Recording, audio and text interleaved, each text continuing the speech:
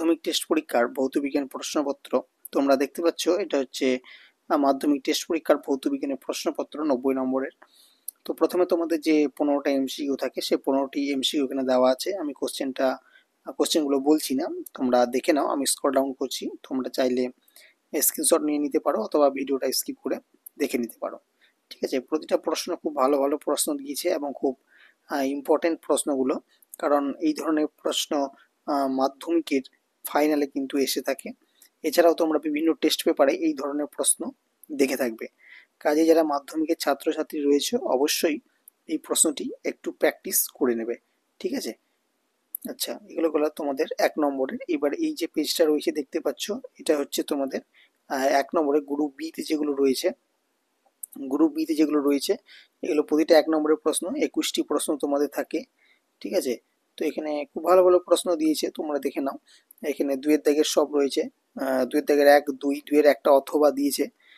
2-এর দাগে যে 4-এর প্রশ্নটি রয়েছে এটা একটা শূন্যস্থান পূরণ দিয়েছে।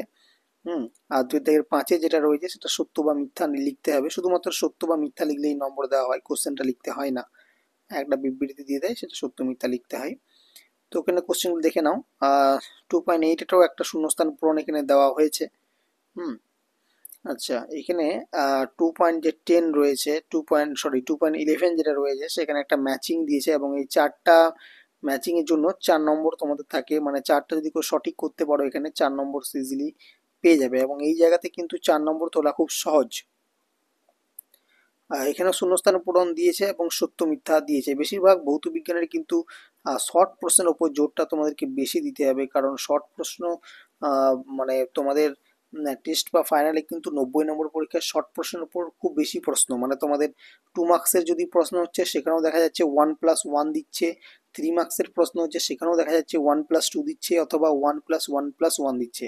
সুতরাং শর্ট প্রশ্নের উপর যে যতটা সম্ভব জোর দাও, সহায়িকা থেকে হোক বা টেক্সট বই থেকে হোক, প্রতিটা লাইন খুঁটিয়ে পড়ে তোমরা শর্টগুলোকে ভালোভাবে রেডি করো, যেন একটাও শর্ট প্রশ্ন কোনো অংশ থেকে বাদ না যায়। ঠিক আছে, কারণ গত বছর ভৌতবিজ্ঞানের প্রশ্ন যথেষ্টই কঠিন হয়েছিল, এবারও কিন্তু কঠিন হবে না এমন কিন্তু কোনো গ্যারেন্টি নেই। সুতরাং সেইভাবে প্রিপারেশনটা নাও যেন পরীক্ষার দিনে চোখে জল নিয়ে ঘর না আসতে হয় সেরকম ভাবে। ঠিক আছে, হাতে এখনো কিন্তু সময় আছে। গ্রুপ সিতে রয়েছে 2 নম্বরের প্রশ্ন, 9টা করতে হয়, 18 নম্বর তোমাদের এখান থেকে পাওয়া যায়। এখানে যে অঙ্কগুলো রয়েছে গ্যাসের আচরণ থেকে দেখতে পাচ্ছ, সেগুলি ভালোভাবে করবে। ঠিক আছে, এবারে কিন্তু তড়িৎ থেকে কিন্তু এবার জুলের সূত্র খুব ইম্পর্টেন্ট, যদিও এখানে দেয়নি, আমি বলে দিলাম ফাইনালের জন্য কিন্তু খুব ইম্পর্টেন্ট। তোমরা এগুলো দেখে নাও। প্রতিটা প্রশ্ন খুব ভালো ভালো প্রশ্ন দিয়েছে, খুব সহজ প্রশ্ন দিয়েছে, অঙ্কের পরিমাণটা কম আছে। ঠিক আছে, গ্রুপ ডি এর প্রশ্ন দেখে নাও। গ্রুপ ডি এর পিভিক্যাল এনআরটি এই সূত্রটা প্রতিষ্ঠা কিন্তু অধিকাংশ স্কুলে এসেছে।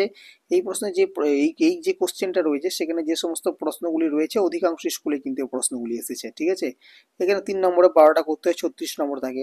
সেখানে কিন্তু সব অপশন পাবে না, যেগুলোতে পার্টিকুলার অপশন ওরা দিয়ে দেবে সেইগুলোর সাথেই তোমাকে অপশন করতে হবে।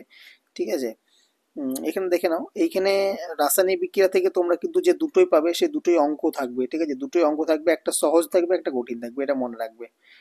দুটোর মধ্যে দুটোই কিন্তু কঠিন দেবে না, একটা সহজ দেবে একটা কঠিন দেবে, এটা মাথায় রাখবে। সুতরাং সেইভাবে প্রিপারেশন নিয়ে করবে, ভয়ের কিছু নেই। ভৌতবিজ্ঞান যতটা দেখতে ভয় লাগে, যদি একটু জোর দিয়ে পড়ো, বিভিন্ন ধরনের কোশ্চেন মুখস্থ করো, মানে প্র্যাকটিস করো, তাহলে সেক্ষেত্রে খুব একটা কঠিন হবে না। তোমরা এগুলো পড়বে। এই যে তড়িতে যে অঙ্কগুলো রয়েছে এই অঙ্কগুলো একটু কঠিন হলেও এই অঙ্কগুলো কিন্তু প্র্যাকটিস করে নেবে। ঠিক আছে, এই ধরনের অঙ্ক আসতে পারে।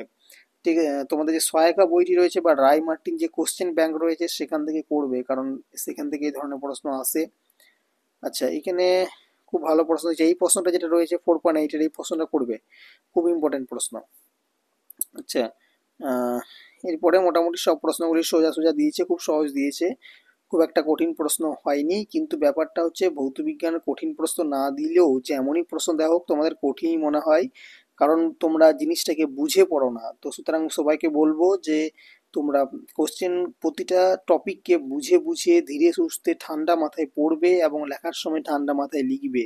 ভৌতবিজ্ঞান কঠিন, অবশ্যই কঠিন, কিন্তু সেটাকে তোমাদেরকে সহজ করে নিতে হবে। ঠিক আছে, এটাকে তুমি তো বাদ দিতে পারবে না, তোমাকে এটা পড়েই যেতে হবে, সহজ তোমাকে করে নিতে হবে নিজেকে। হুম তো যাই হোক, প্রিপারেশনটা ভালোভাবে নাও। এই ভিডিওটা এখানে রাখছি, পরবর্তী ভিডিওতে আমরা যখন টেস্ট পেপার সমাধান করব। অবশ্যই প্রত্যেকে দেখবে, প্রতিটা প্রশ্ন ধরে ধরে তোমাদেরকে বুঝিয়ে বুঝিয়ে সলভ করাবো, যেন তোমাদের রেজাল্ট অনেক অনেক ভালো হয়। সুতরাং আমাদের চ্যানেলটিকে তোমরা অবশ্যই ফলো করো এবং সাবস্ক্রাইব করে রাখো। ঠিক আছে, ধন্যবাদ সকলকে সম্পূর্ণ ভিডিওটি দেখার জন্য।